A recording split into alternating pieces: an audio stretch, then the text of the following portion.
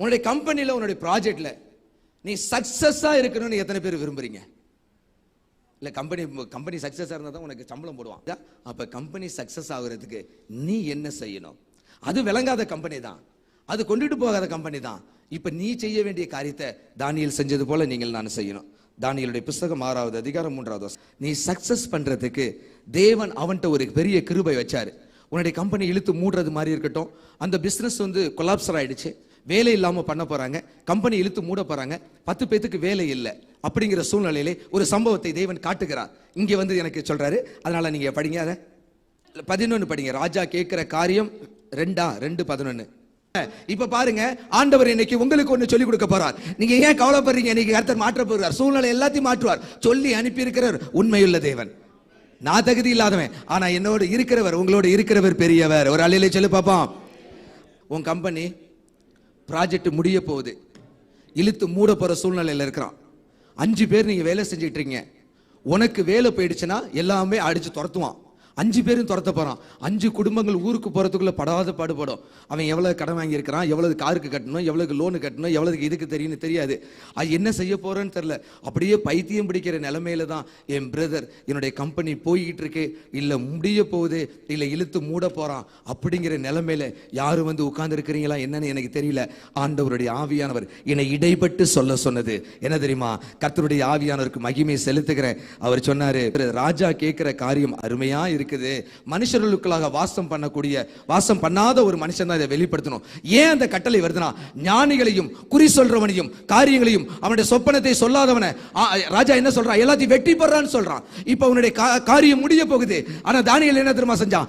நீ ஒரு தானியேலாய் உன்னுடைய வேலை ஸ்தலத்தில் இருந்தால், பரிசுத்த ஆவி உனக்குள்ளாய் இருந்தால், கர்த்தருடைய வல்லமை உனக்குள்ளாய் இருந்தால், அந்த முடிய போகிற ப்ராஜெக்டுக்குள்ளாக, முடிய போகிற அந்த காரியத்துக்குள்ளாக, விளங்காத அந்த காரியத்துக்குள்ளாக தேவன் கிரியை செய்யும்படியாக உன்னுடைய முழங்கால்களை முடக்கி அந்த ப்ராஜெக்டுக்காக ஜெபிக்கும் பொழுது கர்த்தர் ஒரு ஞானம் உன் மீது உதிக்கப்படும்.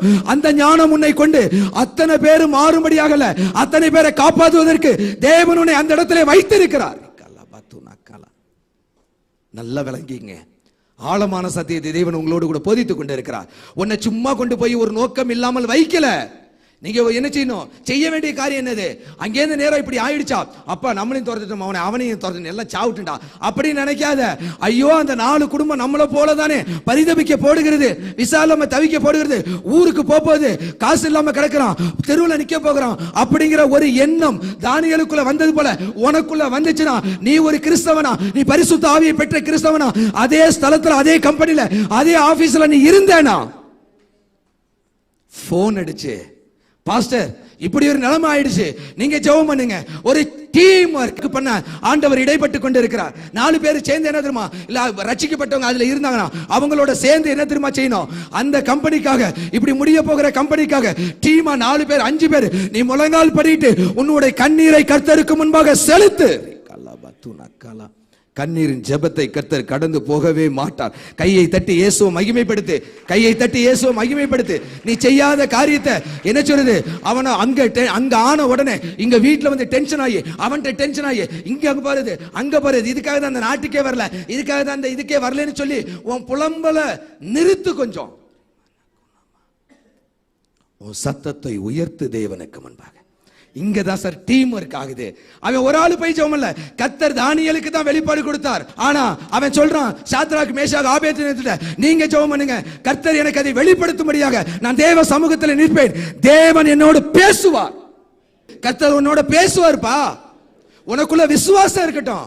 அந்த கம்பெனி நாளைக்கு முடிய போதுனா கர்த்தர் இன்னைக்கே மாறுதலாய் பண்ணுவார். காரியத்தை கர்த்தர் மாறுதலாய் பண்ணுவார். உன் வாழ்க்கையில இது நடக்கும். எழுதி வச்சுக்க. இன்னைக்கு நான் போயிட்டா கூட என்ன சொல்றது, இந்த சத்தியம் ஆபீஸ் போற நேரத்துல உன்னை உலுக்கிக்கிட்டே இருக்கும். நீ செய்ய வேண்டிய காரியம், 4 பேரை சேர்ந்து என்ன செய்யுங்க, அந்த கம்பெனி ஆசீர்வதிக்கப்படணும். அந்த கம்பெனியோட ப்ராஜெக்ட் முடிஞ்சிடக்கூடாது, இப்படி ஊத்திக்க கூடாது, ஆண்டவரை இழுத்து மூடிடக்கூடாது. அவ்வளோ பேர் என்ன செய்வாங்க, உனக்கு இயேசுவை தெரிஞ்சதுனால அங்கே சாவ போறவன் எல்லாமே ஞானிகளும் அவனும் இவனுமா இருக்குது. இயேசுவை தெரிந்த ஒரே ஒரு தானியேல்ல 4 பேர் இருந்தாங்க. It is a team work. நம்ம 4 பேர் சேர மாட்டோமே, 4 பேர் சேர்ந்துட்டு எங்கேயாச்சும் ஷாப்பிங் போறதுக்கு தானே வர, 4 பேர் சேர்ந்துகிட்டு நம்ம சகோதரனுடைய கம்பெனி, உனக்கு இந்த இருதயம் இயேசு கிறிஸ்துவினுடைய இருதயம் உண்டாக வேண்டும். இதுதான் கிறிஸ்துவனுடைய அன்பு. பாதாளத்தை விட கொடிய அன்பு. கிறிஸ்துவனுடைய நேசம் மரணத்தை விட அதிகமான நேசம், உன்னையே வெறுக்கக்கூடிய நேசம். இந்த நேசத்துக்குள்ள நீ கடந்து வரும்படியாக தேவன் ஒரு அழைப்பு கொடுக்கிறார். கர்த்தருடைய நாமம் மகிமைப்படுவதாக.